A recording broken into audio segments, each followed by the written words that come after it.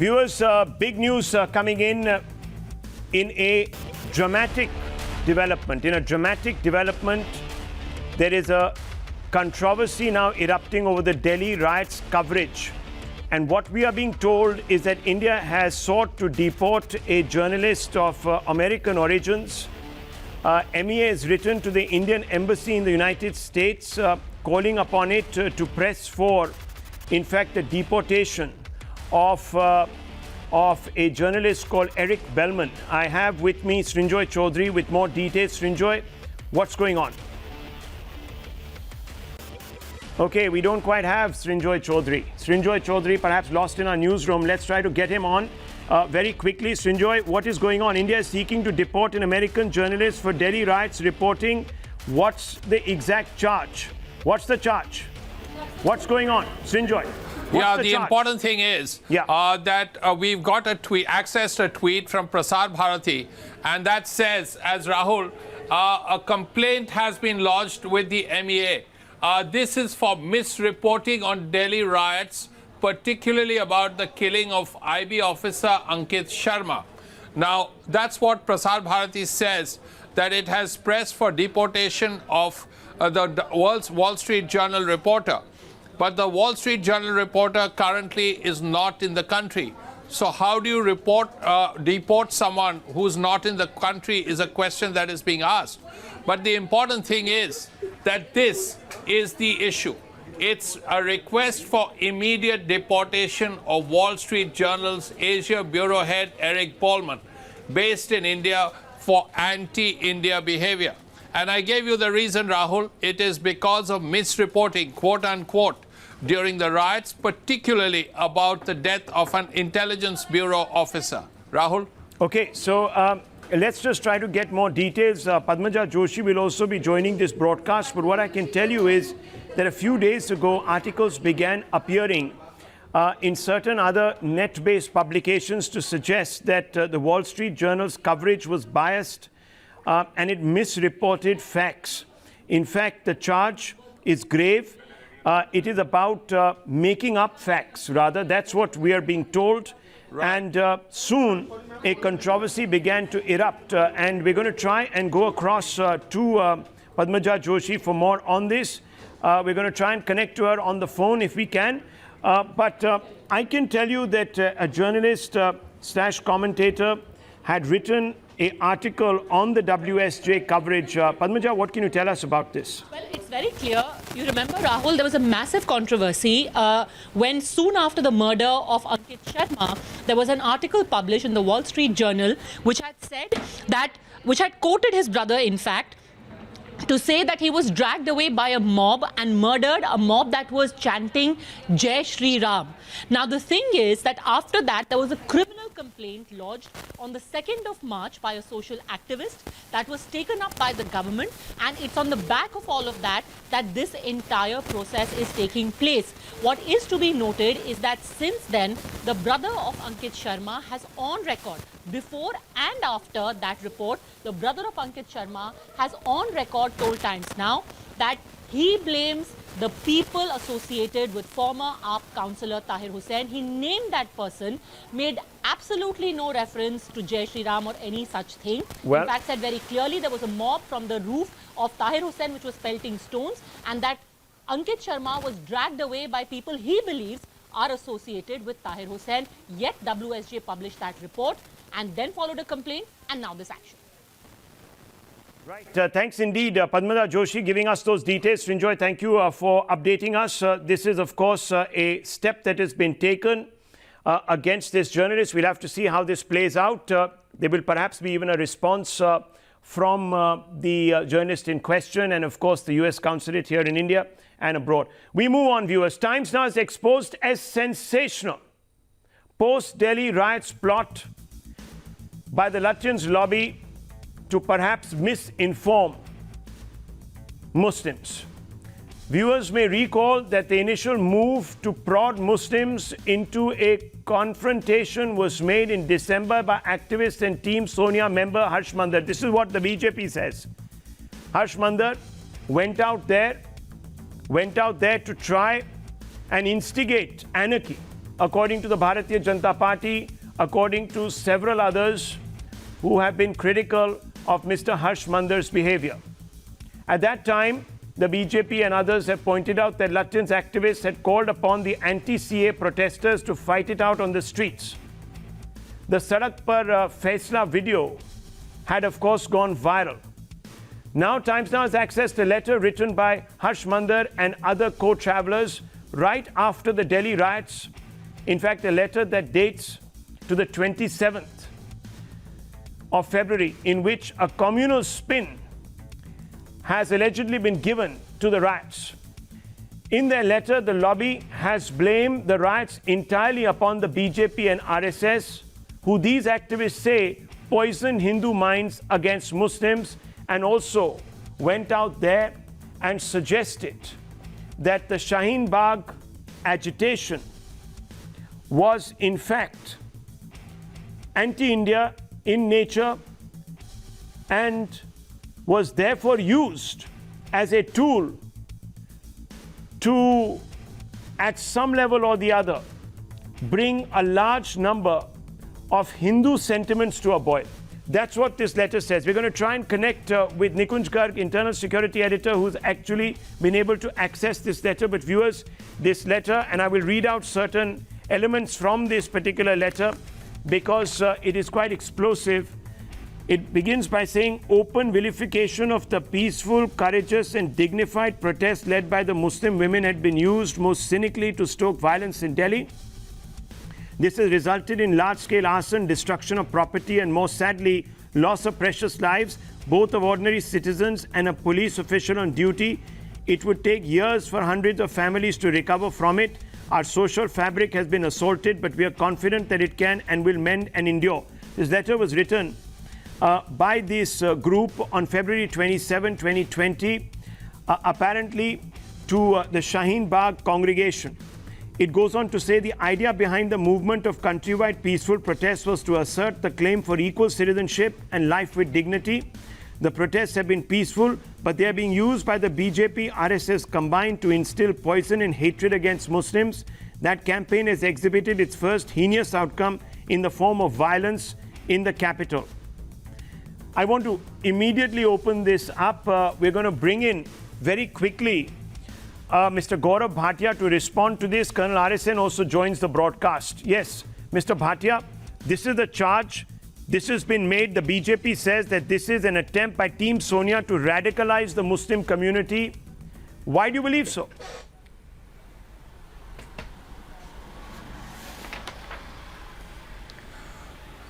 See, after the exposure of the Congress yesterday, when Kapil Sibal had to admit on the floor of the House when asked by Mr. Amit Shah that which provision in the CA takes away the citizenship of an Indian Muslim, they confessed that none.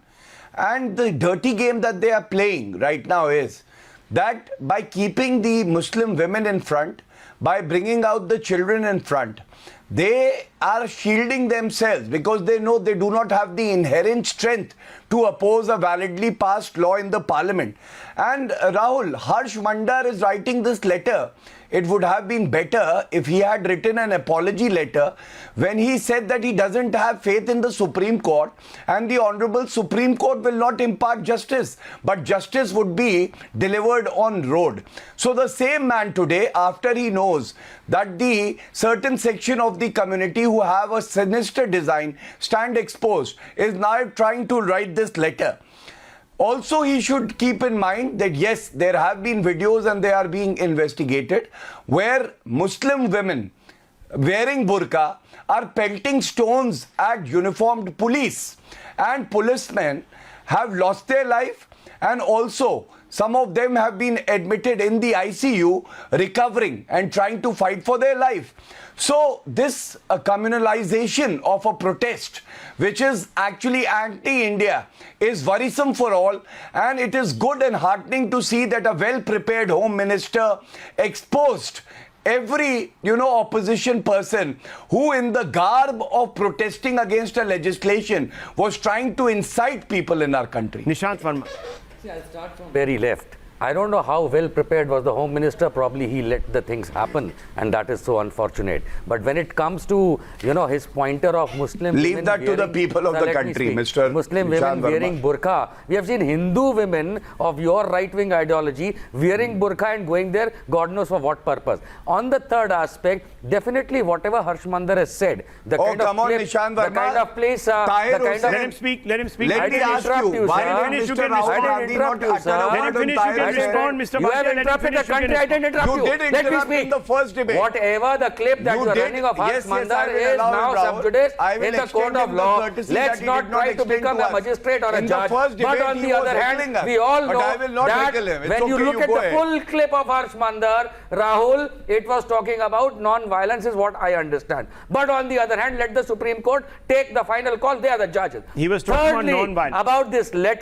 About this letter, it is very important to know for this country that political parties do play games. By no exclusively, means, sir. By what no was means, MIM doing? BJP is Doodh Ka Dula and Ganga Ka Nahaya. Let me make it damn clear. Okay, so it's only one. So you are saying that it's only the BJP and the RSS that are to blame for these riots. Okay, fair enough. That's your point of view. Okay, 1 minute. Shehzad Poonawala, how do you respond to this? This is his point of view. What's yours? The only thing that's more dangerous than the coronavirus is secularitis. Secularitis is the ability to see matters only through the prism of vote bank politics. And let me just give you 30 seconds of how that is being done. Vilification of Muslims. So, please tell me, when abusing Om was done in anti-CA riot protests, when there was La ilaha illallah, Kafiron se azadi, Hindutva ki kabr khudegi, when an ISIS couple was planning to do a terrorist attack in Delhi, which has been recently caught, all of this was obviously the vilification of Muslims. Obviously, it was the vilification of Muslims when Ramesh Solanki, Dilbar Negi, Ratan Lal, Ankit Sharma, Vinod Kumar, Sanjeev Thakur and Nitin Paswan were killed brutally, either by pelting stones or by burning them alive. And obviously, it is a vilification of Muslims when Mr. Harsh Mander made the speech he made, Owaisi said what he said, Amanatullah Khan, Umar Khalid, Shah Rukh, Waris Pathan and Tahir Hussain organized the riots they did. But one more fact that has come out today, Salman, the alleged murderer of Ankit Sharma, it has been described how they took out the person's clothes to identify he's a Hindu and then they stabbed him 400 times. Can my worthy friends please tell me that this is the vilification of Muslims, this is the genocide of Muslims? This ability to see only through the vote bank politics prism, whether it is CA or the Delhi riots, is something that is worse than Corona. Okay, very quick response, Nishant Verma.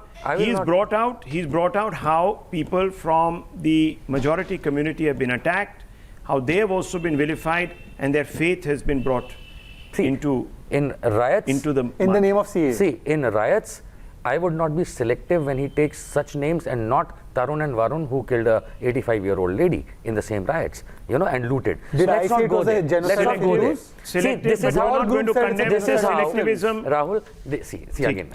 This is who not called it the a way. Genocide of Muslims? I am calling it genocide of 2020 Delhi. Genocide? Yes, genocide. It is genocide. Do you know what genocide yes, is? I know. Mr. Rahul I did not understand from you. The meaning. Okay, let me please explain. I didn't interrupt you. No, if you wish, I can. When you have asked a question, genocide is a strong word. Let me bring in Colonel RSN. Okay. Yes, it is a okay, genocide. 1 minute. That's your point of view. Is? Colonel RSN, where do you stand on this letter? What do you make of it? Yes. Sir, today in this day, in the days of audio-visual media, you are also an editor of a television channel. Don't you have footage of what was spoken? I mean, whom are you fooling here? It's an era of television. So but two slogans, Jinnah Wali Azadi and that Sarjil Imam, that was not Jinnah Wali talk there in Shaheen Bagh. But more important than that, we have seen the this congruence of jihadis and jihadis and Maoists. Again, you read your Times of India today, it says Red Army invades UP Congress. The same people, Aisha, murderous ideology, danced on the death of 73 soldiers and Rihai Manch. And listen, just I don't, like a gentleman, I didn't interrupt. Rihai Manch, which provides legal services to terrorists, have invaded the UP Congress. And it all started, sir, this whole journey started with Sonia Gandhi's National Advisory Council, which was packed with jihadis and Maoists like Harsh Mander. And then Remember when Sonia Gandhi cried? Then now you can explain why Rahul Gandhi went, to support the Tukde gang. Now you know why Raj Babbar went to Chhattisgarh and said Maoists are revolutionaries. You mean to say that Lakhma and this fellow B.C. Shukla, they were killed by revolutionaries.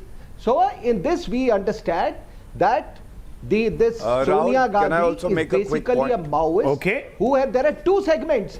Strong charge. There are two segments. This is part of an organized. Can I come in, please? One Congress, which doesn't exist. Okay. Which doesn't part exist of an organized, orchestrated campaign to try and paint one particular community as the villain to stoke separatist tendencies, radicalize and alienate another community. Sir, these are, and he's pointed to some examples. Colonel RSN Speak Singh. on facts. Colonel RSN Singh, speak yes, on facts. On facts. Colonel RSN Singh, I respect you as an army man and a security person, but when you come on national television and you don't know the difference between Jinnah wali azadi and Jeene wali azadi, बाकी की कहानी क्या सुननी sir आपसे? Please, क्या सुननी है आपसे sir? There is audio visual evidence to suggest that slogans such as these were raised. No, don't try to paper over all of this. These are facts. You want to be selective?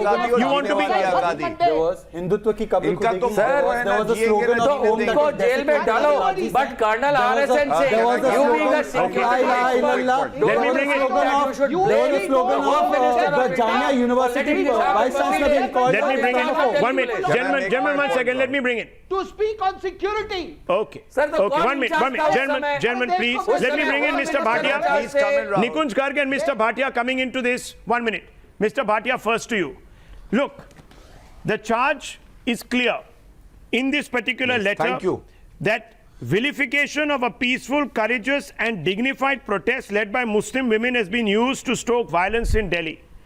Now, if this is such a serious charge that you take such grave offense to, will you be moving court or perhaps filing charges? This is serious. This is a letter that has appeared in the public domain. It was written, and who knows what it led to. I don't know. Investigation? Any demand from the BJP? Yes. Rahul, first of all, I think the Supreme Court itself is seized with the matter where conduct of Mr. Harsh Mander has been scrutinized, and Supreme Court will definitely deal with it. But I am making a very serious charge, and please hear me out. Yesterday, Mr. Owaisi on the floor of the House made such a communal speech, and what did he say? Please tell me the number of Muslims who have been murdered or who have died during communal violence. And what was the emphatic reply from Amit Shah ji? He said 52 is the number of the Indians who have died, and let's not communalize it. And the Home Minister spoke responsibly, and he said, Zubair's family will also get justice because we will not see this violence through the prism of religion. Second, Mr. Owaisi also admitted that if there is a communal violence and Muslims are targeted, just the way Hindus are also targeted, and he will be forced to join ISIS. And he did not take any action. He will be I don't want to get bogged down in this. That I think is a very serious admission. This matter has been dealt with in Parliament. I want to bring in Nikunj Garg. In any part of India. So people like Mr. Owaisi, this letter, how is it being viewed by the security establishment as we speak? Nikunj Garg joins the broadcast. He broke this story earlier in the day. Nikunj. Well, Rahul, this is obviously quite clearly a matter of concern for all concerned, including the Ministry of Home Affairs, who have taken quick cognizance of this when it came to their notice today. With some amount of difficulty, this could be put out in public domain. But the real crisis that the agencies are grappling is that while the communalization of the entire situation on the street has resulted in a massive riot, at an intellectual level, when you are dealing with people like Mr. Harsh Mander and his associates, branding a particular association like RSS and company as instigators and people villainizing a substantial community in this country, that is the real challenge of the security forces. You register cases, prosecution of those cases again sees some stout opposition, as if the government is charging only liberals in this country and liberals are being persecuted by a very vindictive government. So registration of cases itself becomes a problem. Then the law enforcement effecting further steps becomes a problem. So it's quite a crisis at a very different level compared to the street crime that has unfolded. Well, this is therefore, one could conclude a guerrilla war, an intellectual guerrilla war. It's very difficult.